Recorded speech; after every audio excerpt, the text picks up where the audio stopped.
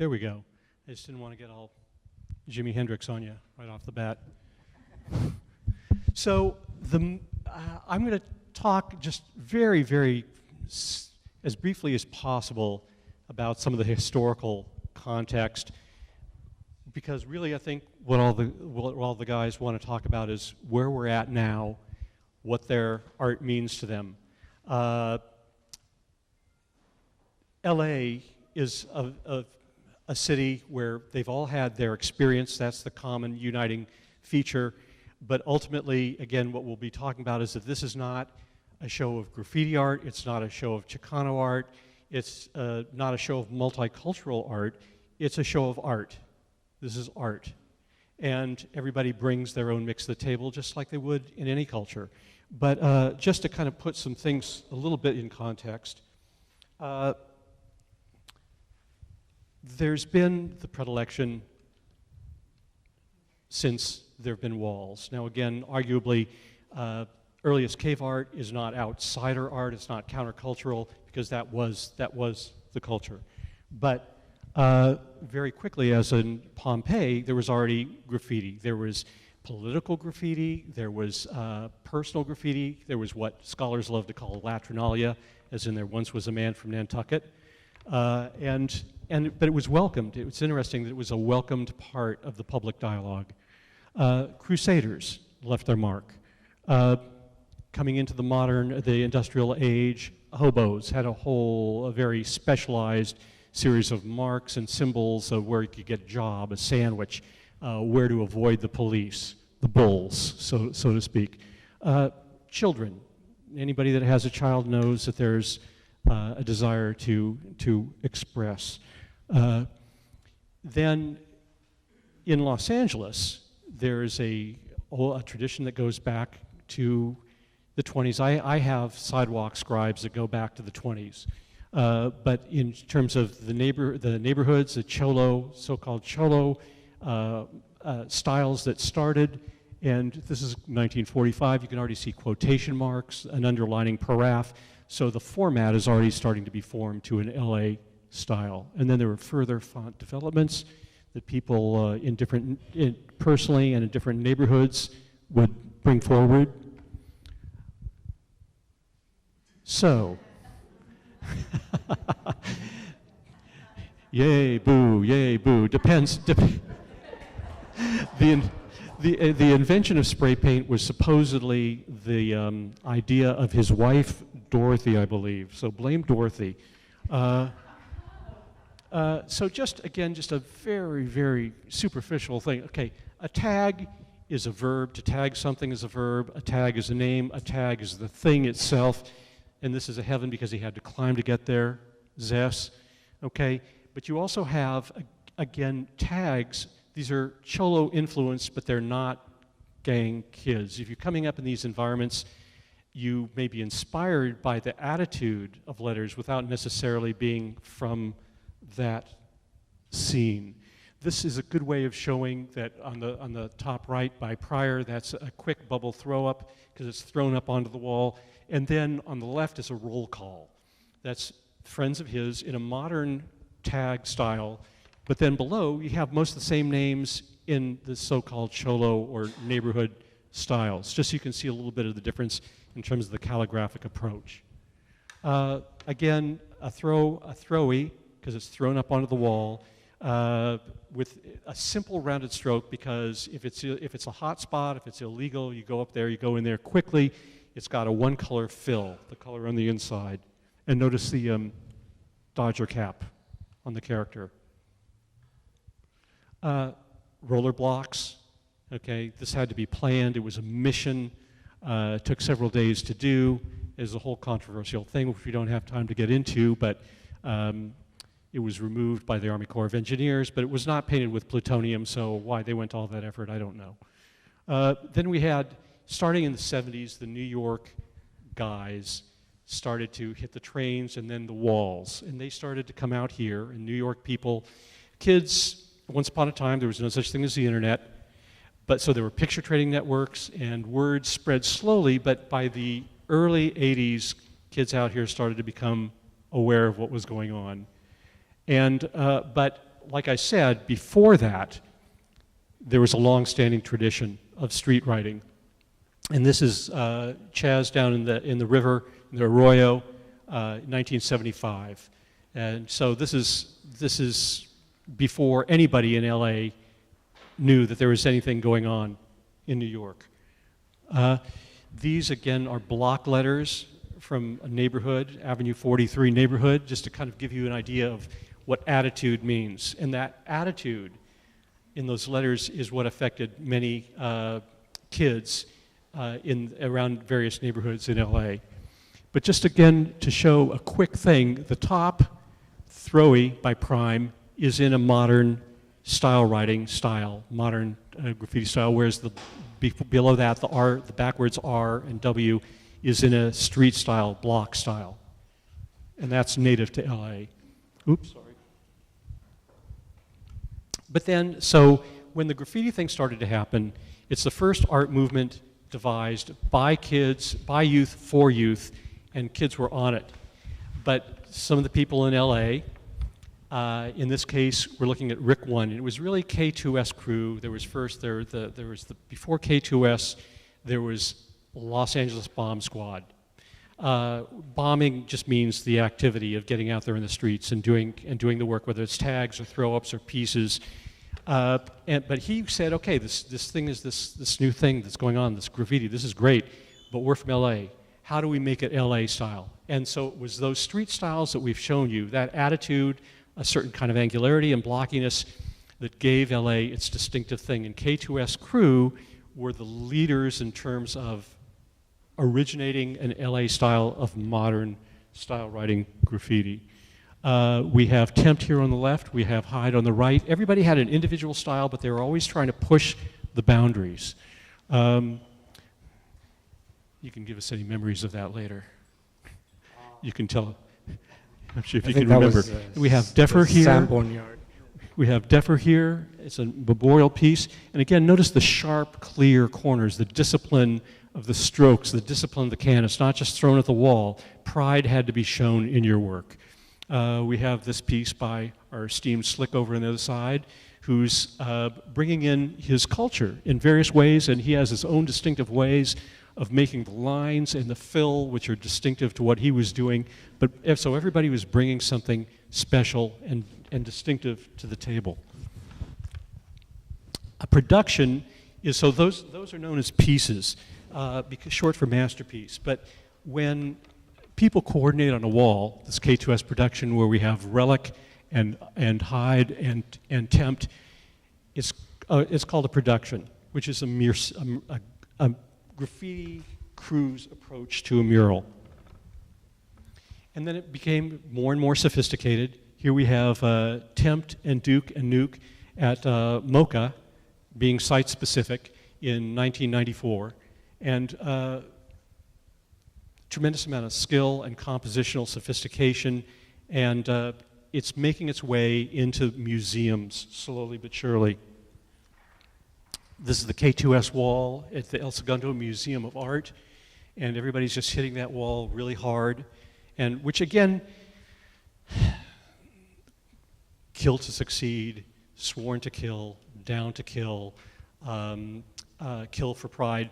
Kill means to do well. When a comedian does really well, what does he say? He says, I killed the audience tonight. That's what they're talking about. Just in case anybody is nervous about that or unclear, they're talking about murdering the wall, okay?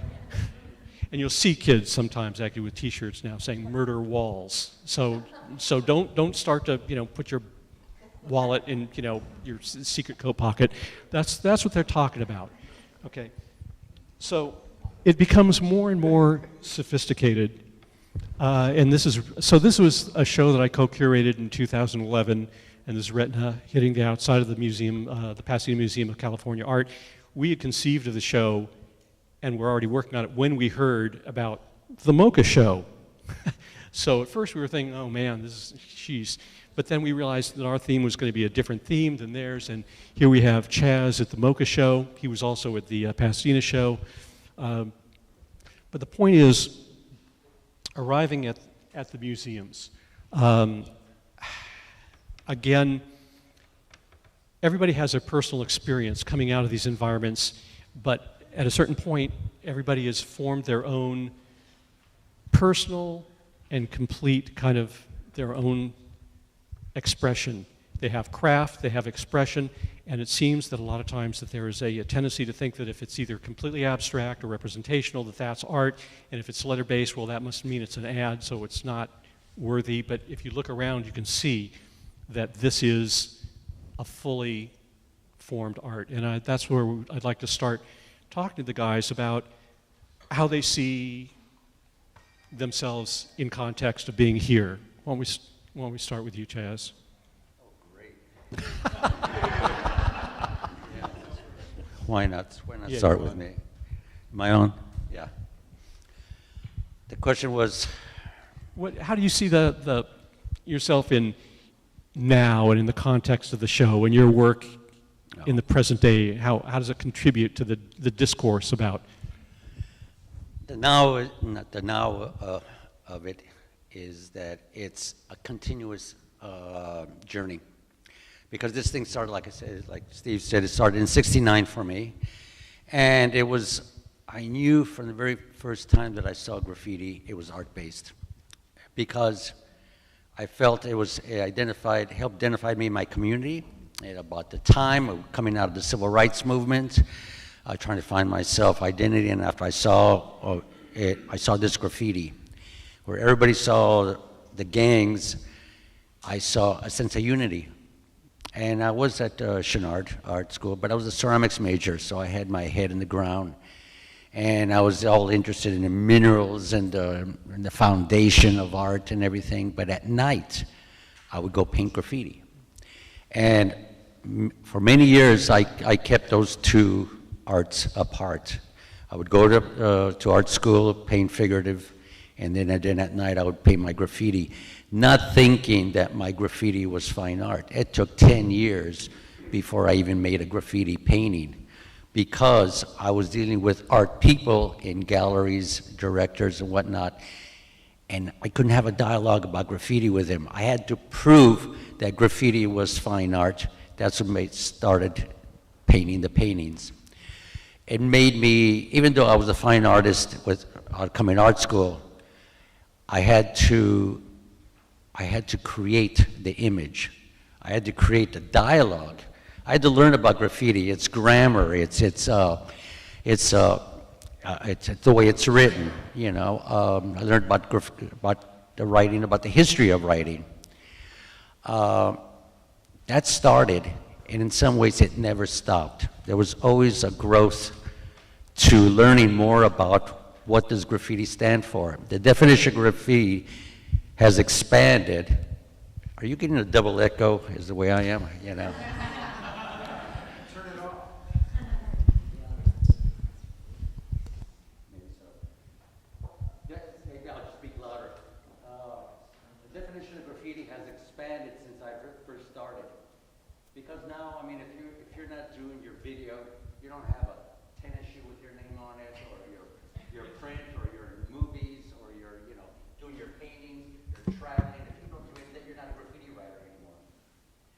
It seems like the definition of being an artist, to what kind of artist that we are, we work totally out of the gallery and out of the market scene. I mean, we're creating, it's a personal journey, but I get asked because I do letters, I do phrases, I do composition with my words. They said, hey, this is applicable for shoes, this is applicable for shirts, skateboards, and all that. It's applicable to the current context of culture. Culture became fine art, and that opened up the doors for me. When Fendi asked me to do the bag for them, you know, on their own, okay, I wasn't going to do my graffiti on it. What I was going to do, I was going to design the best woman's handbag. So I had my wife look at those year's colors, how the bag, and fits on it, and all that. So I always apply myself to the job, to the product, to make something even better. And what does that do to graffiti? It expands the definition of it, you know. That process is still going on even today. This gallery, I've admired this gallery for 25 years.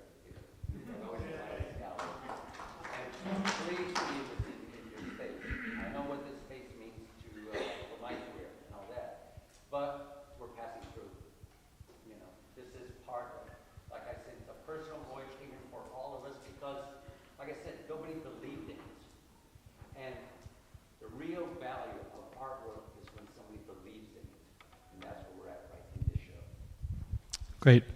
Gajin, so what we were talking about before, too, that you were really passionate about, talking about just that ultimately it's art. Yeah. I think that's, it came to me sort of naturally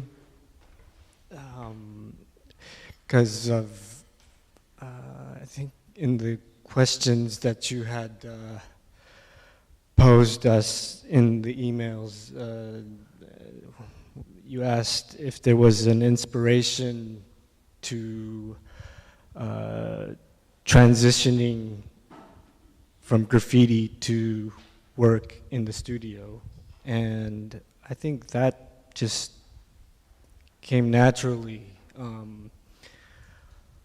I was trying to get, I mean, I had the one component that was provocative, which was graffiti. And so in the studio is where I thought about like transitioning. I mean, there wasn't even any real thoughts of like, I wasn't thinking about like showing in galleries or anything like that. I was just simply trying to create something that was original and something that was new and take it beyond graffiti. And I didn't want to be coined or pigeonholed into a category. All of a sudden, everybody was using the word graffiti, graffiti art, street art came along after that. So I was out there in Nevada, minding my own business in my studio, and that's where the transformation, I guess, started. And the seeds were planted while I was at Otis as well. And, you know, when I was at graduate school at UNLV, Dave Hickey, my mentor, he helped out a great deal. He asked us students in his critical theory class to think about art as violating expectations. And I think that's when things started to click in my mind.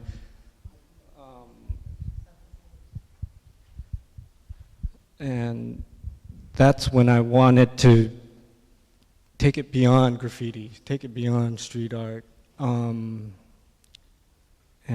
sort of challenge myself to come up with something original. And there, you know, my works, I think, are just bits and pieces, abstract bits and pieces of my sort of short autobiography. Mm-hmm. And yeah, going back to not wanting to be pigeonholed into just graffiti art genre, that was like an inspiration for me to really think and come up with these images that I thought were cool and that were not just graffiti, but it encapsulated many things and experiences of my life. So, the common theme is, as you were saying, is L.A. and L.A. experiences. You know, and even if you weren't born here, you certainly have been a fixture here, and an important part of the scene here for a long time. So, is there something that you can talk about at all about what this has become that you didn't expect it to be when you were first hitting walls 20 years ago? No, I think at an early age, I already knew I was going to do art. I mean, before graffiti, I mean, I just was very artistic. So I knew it was going to happen. I didn't know when or how or what path was going to happen to take me that way. graffiti happened to be the street I took. I was really attracted to the whole graffiti aspect. Maybe it was because it was illegal. Maybe because we didn't have to answer to anybody. We just kind of answered to ourselves, kind of in our own kind of community. We had our own little set of rules we made, and I thought that was kind of dope, And it's crazy. I was really attracted to. I was from Hawaii, so we had a large military influence in Hawaii, and so that's how I'd get little taste of graffiti and hip hop and that type of culture. I didn't even know about the gang stuff. It wasn't until I moved to Los Angeles to go to art school and stop doing graffiti that I really got educated quick about gang graffiti and West Coast, the lineage of the heritage where their graffiti came from. It was funny because I was going to Otis at the time, and I was on my lunch break, and that's where I hooked up with the crew. I saw these amazing pieces, and I was like, wow. And I made a deal with my family that I was going to stop doing graffiti, yeah. And then that went out the door. Yeah. But I think what I love about graph, and I still apply to my art today, is not so much the graph lettering or stuff like that. Because if you see my work, it's kind of like an anti of all that. Like, I'm not trying to make these pretty pictures anymore and stuff. It's almost like I miss that illegal aspect of it. I miss the rawness of it, and I feel like a lot of that. And it was funny because all these years we've been trying to push to get it legalized and do these huge murals and everything, and then now we're here. It's like, damn, I miss the illegal stuff and the, No, it's true because originally I was doing beautiful characters, and people were attributing. It was funny because my graffiti crew used to tease me that you're like an artist just with a can, you know what I mean? But and I got offended by that. I was like, no, I bomb, But no, I was fortunate to surround myself with a bunch of dope guys in their field, and I learned to appreciate what they do. And what I learned in the graph thing is also about originality and seeing what's out there and taking popular images and what have you and flipping it and making it our own. And I love that about the graffiti. We didn't really have to get permission or answer, but there was a code that we didn't rip off somebody's style, or we kind of had to own it, And I think that's carrying through in my art right now, because I have to go and see what's out there and then not do that, and because I don't want to be like everybody else, In the terms of the world, it's plagiarizing is being a biter. When you're biting somebody's style, that means that you're taking it on too closely. It's okay to be inspired, but if you're jocking, if you're writing too closely, if you're biting, then then you haven't arrived yet. It's until somebody has their own aesthetic identity, along with all those skills, that they're given respect. But in all your cases, you're coming out of one of the things that I think that also all you have in common is that you're coming from a place where it was a competitive scene, and it was a very focused scene. It wasn't like you're just hanging out. And so it seems to me that focus and that intensity has transferred over into your work. Yeah, go ahead. You're picking up a mic. Go ahead and use it. No, I mean, there's certainly an attitude that we all carry, I think. A West Coast attitude, the independent spirit of the West. And I think we're very proud of it. That's something what we try to emphasize, I think, in our works, that attitude.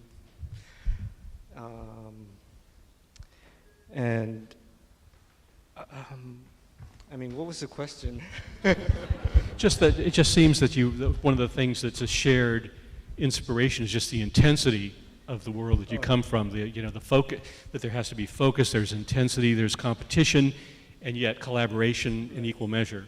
Yes, so the intensity part, yeah, there's some, you know, I think growing up in LA, it's very intense, especially like where I come from and grew up, like Boyle Heights.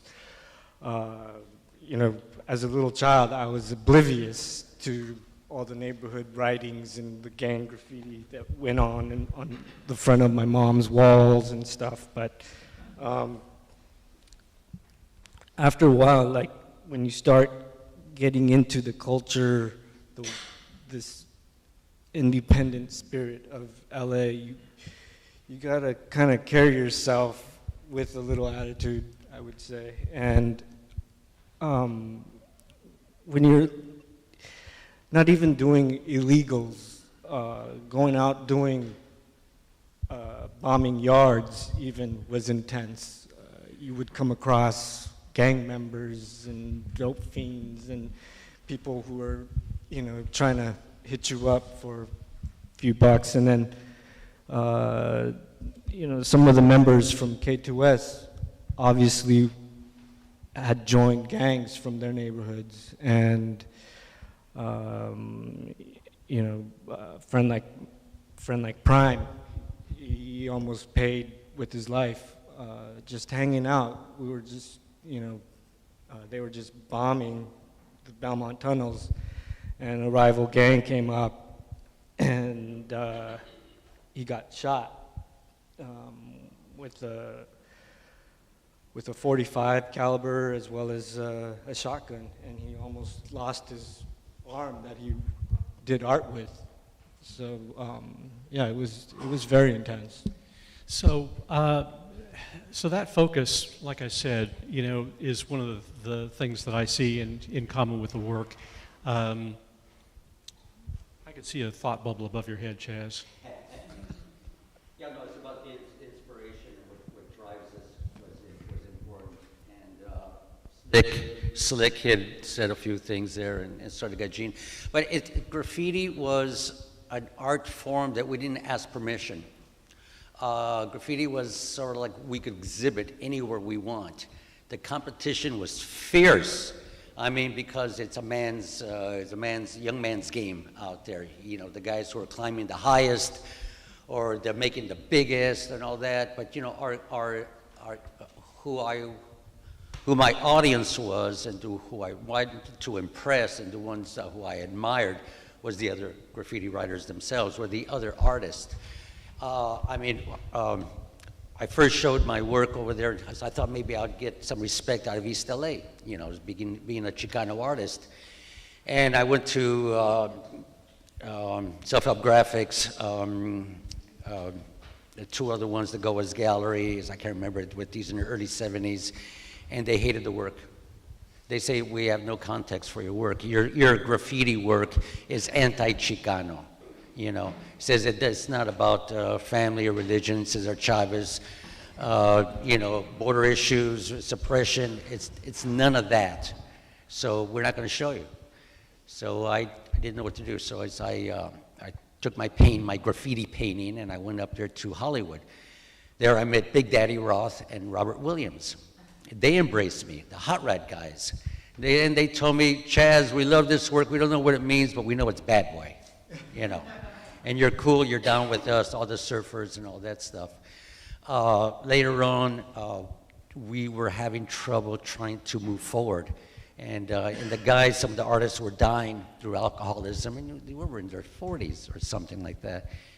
And then we said, we need to self-validate. We're not going to wait for the curators. I was getting a couple of bad reviews in the newspaper saying it wasn't real graffiti. I said, well, you don't know what you're talking about. So I became, all that made me self-reliant and stronger. So we self-validated. We formed our own magazine that was called, Juxtapose. And we built on that. I was one of the early guys and all that. It was just like the Chicano movement.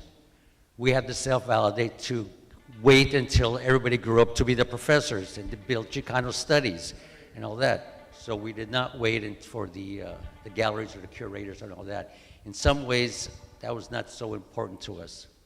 So it was these young men who I respected, And the competition, every time I would see something that Slick would do, I go, damn, that's sharp.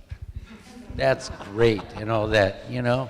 Yeah, Slick. And then Gajin, I go, God, you're mixing the crush, is the cultures, this Chino-Latino thing going on. I love it. It's so West Coast, you know?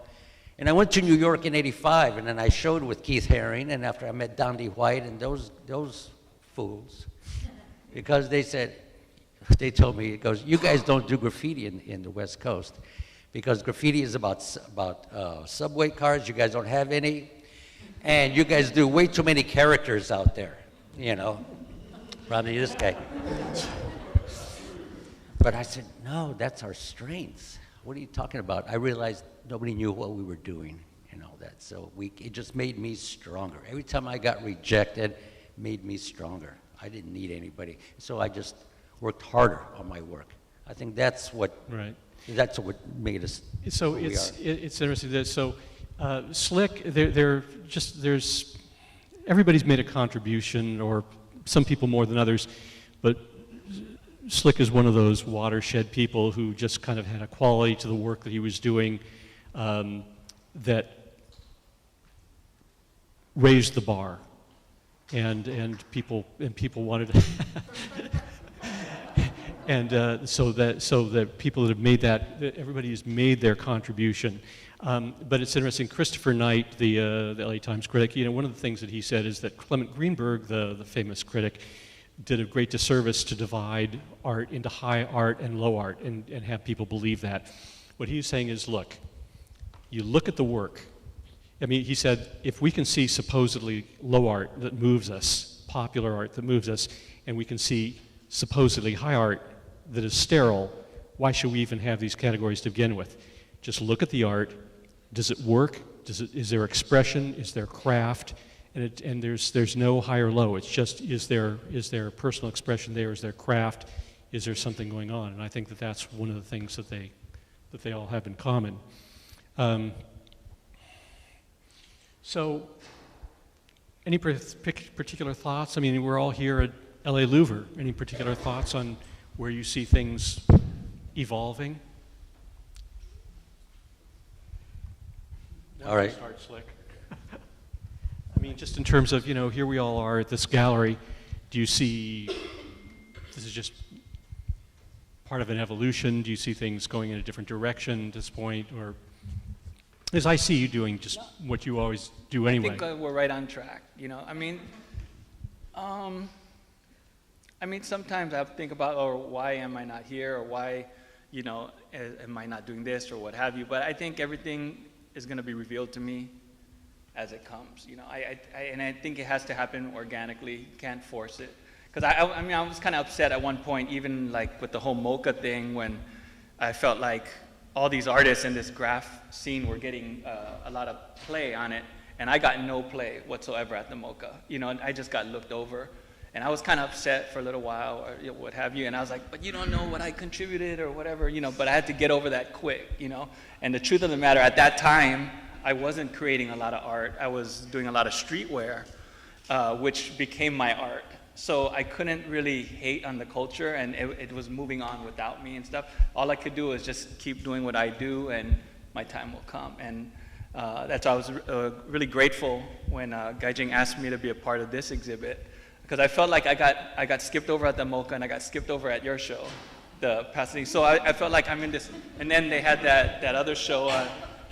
Do I sound bitter? No. And then they passed me on that other show, and you know, the El Segundo show, and I was like, damn, you know, it's passing me by, so I better step up my game, you know. And stepping up my game is actually, I'm reverse engineering my brain to everything I thought was dope and was cool. It's not that anymore, and as you can see in some of my work, it's actually regressing to scribbles. And yeah, go figure, right? Because I mean, I was educated that, you know, like, you know, my art is supposed to be a certain way, it's supposed to look a certain way, and my wife is just looking at it like, really? Like, if she likes it, I kind of like fuck it up more, you know? Like, I feel like it's like, you know, sorry, you know, but that's kind of my gauge. I'm like, you know, but I gotta learn from you, man. Like she's like, what happened to that one that I really liked? I was like, it's gone. It got painted over a long time ago, you know? Like, yeah. So it's about trying to find that balance, I think, with me anyway, with my art, where I can stop messing up the canvas and, you know, finding a good like stopping point, you know?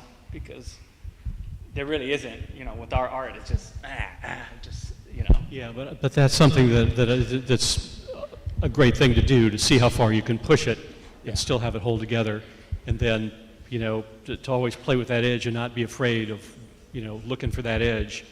Yeah.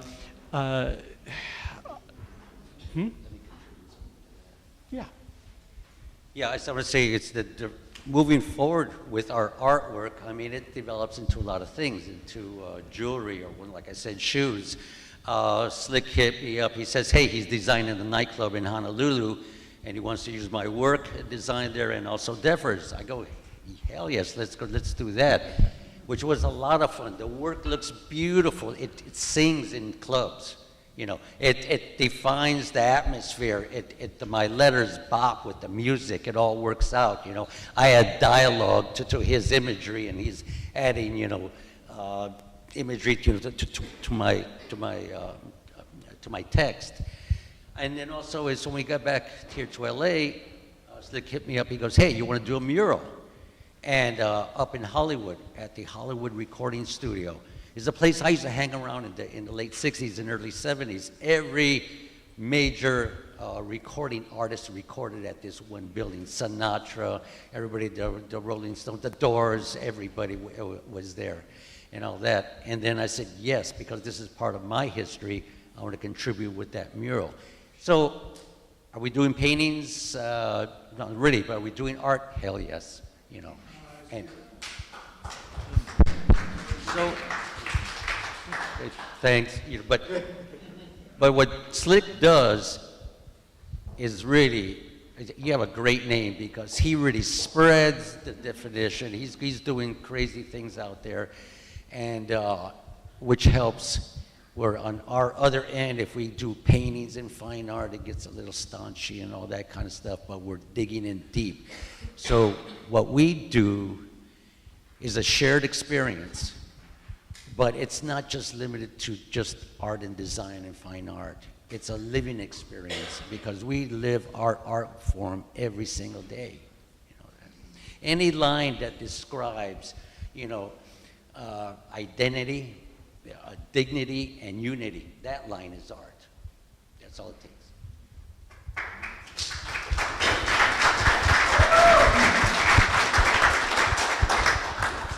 If these weren't so expensive, he would do a mic drop.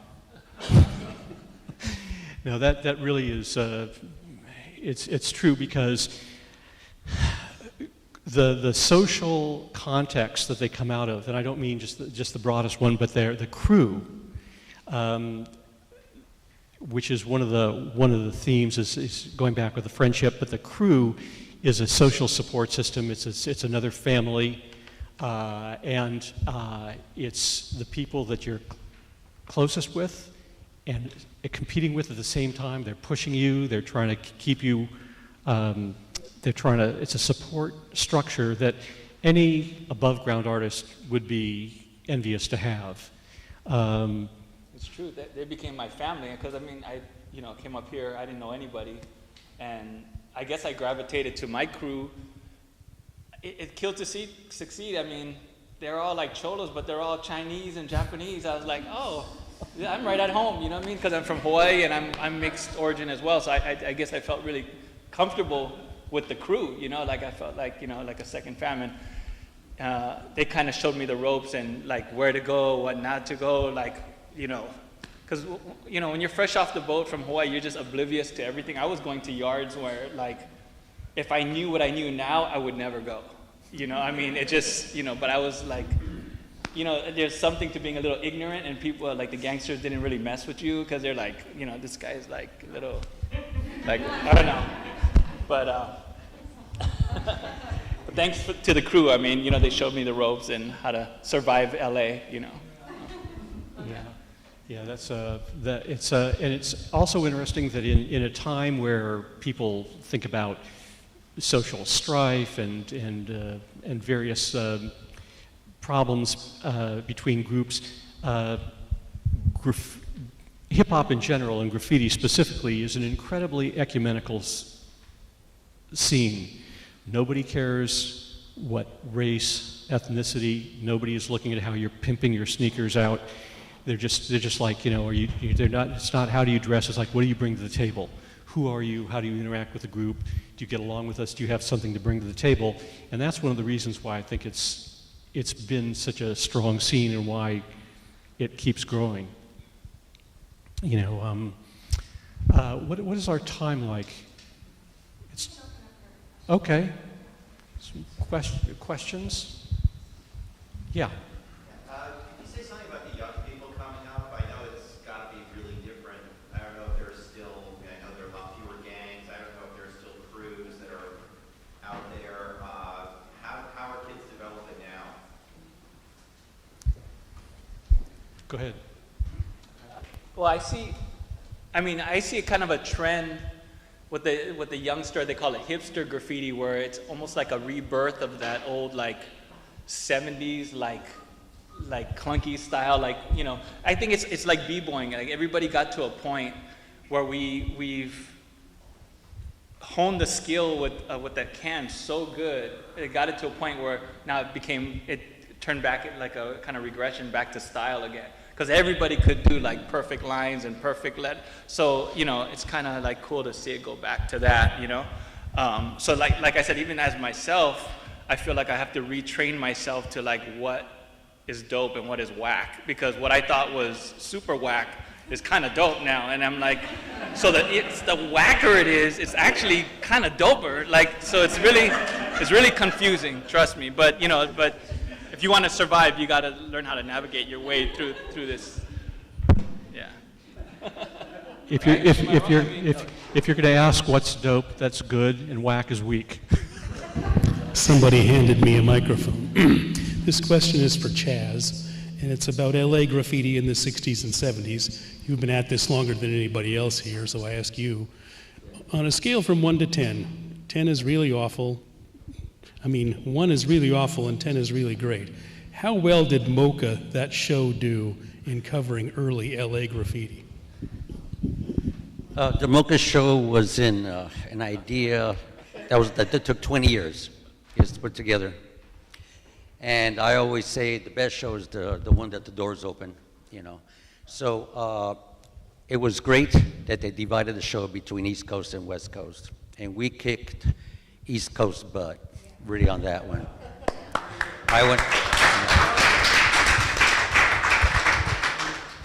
You know, we started the graffiti over here since the 40s, but what the world knows and everybody knows, the graffiti comes from New York. Real graffiti is in the streets, but when you want to talk about its issues and its history and its players and all that, and its concept and its inner soul, that you have to come inside the gallery. So the show was important to have artists and to show. What was disappointing, I thought that New York people came in with their 80s old work, and I was shocked that some of the stuff was dusty and dirty and had holes in it. We don't do that out here. We always come correct, you know, and with everything that we do, that's one thing that we always do, make sure our work is finished. You know, that's we test ourselves on that, you know. So the Mocha show, they had me right there on the front wall. They took me there about 2 weeks before the show opened. They said, "This is your wall." I did not know I was going to get a big wall. They said, I asked, "Who's the wall next to me?" And they go, "That's Lee from New York." And Lee I respect, never met him, and I got scared. And I go, "Oh my God, it's Lee," and stuff. But right behind me was Retna, was Shepard Ferry, was, all these people. I'm going blank, Revoke, Saber, Risk. Revoke, Saber, yes. All these people, but also is the surfer guys, the doctor, Greg Sesek.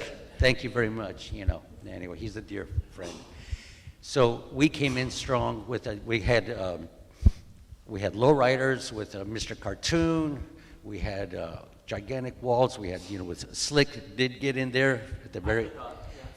You came in there at the very But they let some of these guys in on the last night, right? You came in at 9 p.m. on the very last night before the show They said, opened. let's do a Belmont tribute wall, right? So they had us all mashed on one wall. Yeah, that was awful, that stuff. But I felt that show was very important. It happened. It was the best show. That we had the largest attendance, and the curator got kicked out. Right. So that's what happens when you show graffiti. When you were doing your art out on the street, time was of the essence. You really had to be fast because you often didn't have permission to do your art in the spaces that you were doing it, whereas since you've moved to the canvas or other spaces where you're in a studio, you do have that luxury of time. Sometimes not having that time is a constraint and really inspires you. How has moving to the studio where you don't have that same constraint kind of either liberated or inhibited the change in your art?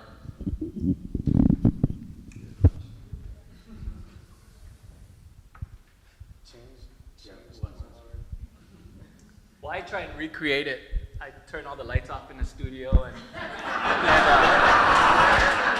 well, wait till the last minute before the exhibit, and then the wife tells me, go, and I got like 2 minutes to get in, get out. Keep it real. I think I'm that exact opposite. When I was in middle school or junior high, I wanted to be an architect. I took six years of architecture, and I was a math major and all that. So I plan and everything. It takes me forever to work. I try to keep it fresh, but it takes me. I struggle with my work, and with bringing it into the studio, I could get deeper.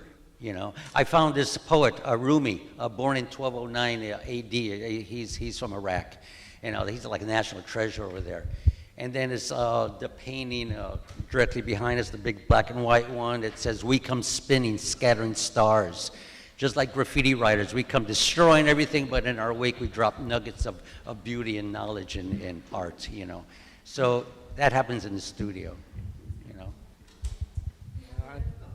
Well, I was just going to say, like, Chaz, my work takes a lot longer. There's a lot more process involved in my work, and I can do it in no lights condition as well.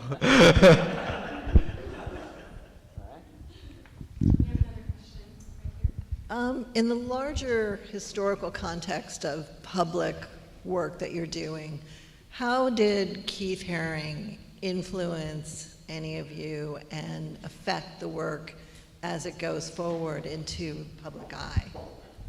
Don't let me get started with my Keith Haring stuff. Okay? You guys got it? No. It was funny because Keith came from the New York style of graffiti and the subways and stuff. So I was more attracted to the pieces and the subway train stuff.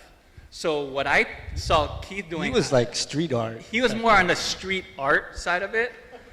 I had the opportunity, actually, while I was at Art Center, my department chair said, "Hey, Slick, I know you do graffiti. Can you help Keith on the mural at the school?" Because he's doing a mural at Art Center. And at that time, I was at the height of my aerosol, arrogance. And I was like, I appreciate the offer, but I wasn't about to fill in for Keith Haring's brushy stuff, because I was an aerosol purist, and I was like, that wasn't really graph, and I was from West Coast, and I kind of passed on it. I did actually go watch him paint, and I kind of regret it now. I mean, it's when you're in your early 20s, your ego is so crazy, passed up a good opportunity to paint with a, talented individual, But yeah, we were just all about West Coast, and we're like, nah, I ain't. I would say that probably the only thing that Keith Haring would inspire in people is the realization that you might, if you wanted to go and get into a gallery, that there was a route for that. But otherwise, I mean, he signed my jacket, because I have this leather jacket where all these graffiti writers all signed it, and some woman came up to me and she's like, "Oh, that jacket's gonna be worth a lot of money someday because Keith signed it." And I was like, I would like to think it'd be worth a lot of money because I did the whole back, and I put a lot of work into my jacket. You know what I mean? It was my battle jacket that I would wear. You know, and I was like, just because he did the little lapels, you're telling me it's gonna be worth something? So I got kind of offended. You know, but you know, LA writers, you know, all props to New York for getting a new wave of things going on, but I think they dropped the ball, and LA, as some people have said to me, has 12 months of the year where you can write and push your skills, you know, and you're not sitting there freezing while the paint is sputtering out of your can, you know, at 10 below zero. You know, and so so I see when I look at again, this is not graffiti, but since we're talking a little bit about graffiti history, when I see graffiti around the world, you can see LA influence. Yeah, there was you know, and you can see specific things and you know, glyph tropes, styles, ways of doing things that are from specific people that came out of the LA scene. People like Deffer and Crime and Prime, and these people that brought neighborhood styles into the graffiti world. So anyway, any other questions? Yeah. Well, first of all, it's really exciting that I don't need that. She's good. She's good. That graffiti is actually being displayed as art now. I think that's very, very exciting. But going back to the street graffiti art, is there a method or a significance to the places that you select to present your art? It's what's available. It's what's available. It's like the reason that you saw a tag, a throw up, a piece, and a production is because a lot of that has to do with how long, how hot or chill the spot is. They'll say, okay, I really want to get that rooftop. And they'll plan it like a mission. They'll say, well, you know, okay, how often do cops come by? They may have lookouts. You guys have war stories to talk about. You want to say something? I mean, we would go scope out or what is the word? Well, anyways, go like drive back and forth on like a certain highway because we started catching freeway walls since we didn't have train cars out here. That was like a spot that we kind of cased back and forth and checked out.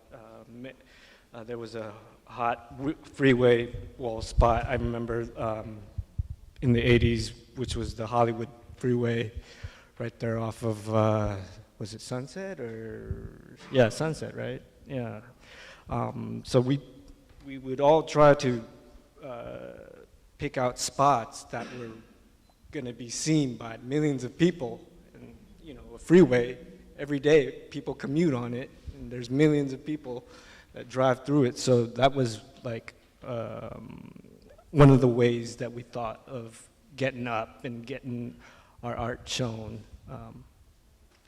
And that in later times became, or more contemporary times, became like a sport where people were pushing the boundaries and taking it to extremes, climbing freeway overpasses and getting into nooks and crannies where people wouldn't dare to like go and paint. And some people have paid the price, you know, have like fallen off of these like bridges and overpasses and things like that. So the theme to me that comes to fore is that they're always thinking about where's the boundary, how do I push it, how do I move forward. None of these guys are just thinking, okay, I got my thing, just keep doing my thing. They're always thinking, you know, how do I move that forward? I mean, that's what it is. I mean, Big companies do it all day long, the billboards. Every time I see a top to bottom bus, I just get so like burned up inside because like, you know that was graffiti inspired. You know, when you see top to bottom advertising on buses, you know, when you see these sides of buildings like, you know, bombed up and it comes from what we were doing, you know, down to the wheat pasting advertisements you see everywhere. And I mean, that's all from us, you know. So, yeah, we should embrace it. That's, you know. Yeah. How did you actually do it? How did you get up there? I mean, there were tricks, you know, that people. I remember it took us a long time to figure out like what we called heavens. That was painting the backs of the freeway signs. It took us a long time to figure out like how did they climb these signs and get up there. And one way was you took your belt and wrapped it around the pillars that the signs hung on, and you kind of climbed up with the use of the belt. Now they, you know, to deter people from climbing the freeway signs, they put barbed wires on the signs. Christine, yeah, okay, last question. Yeah, it would seem to me that a lot of outdoor graffiti art is worth preserving. I mean, permanently. Is there a way to do that? Is there any thought to doing that now? Is the city of Los Angeles cooperating in that? Well, I used to think like that, and I thought preserving graffiti was the way to go. But after getting gone over several times and over my career, I realized and came to accept that's part of the evolution of what we do. That's the competitive edge. That's the competitive edge. You got to be on top of your game all the time and up, and you know. So let's say no one went over anybody, it would never have grown since whatever 70s or 80s. So it's a necessary evil, I think, within our culture to keep evolving. It's also pride, it's also a badge of honor to say, I'm going to do this thing for the creation, for the beauty of this thing on this wall. I'm going to go to some ugly place and do something beautiful. I'm going to let it go because it's not going to last. It's not going to run. It can't be bought. It can't be sold. It can't be commodified. And to me, that's an amazing stance. And on that note, I want to thank these three for sharing their voice with you. Slick, Gajin, and Chaz.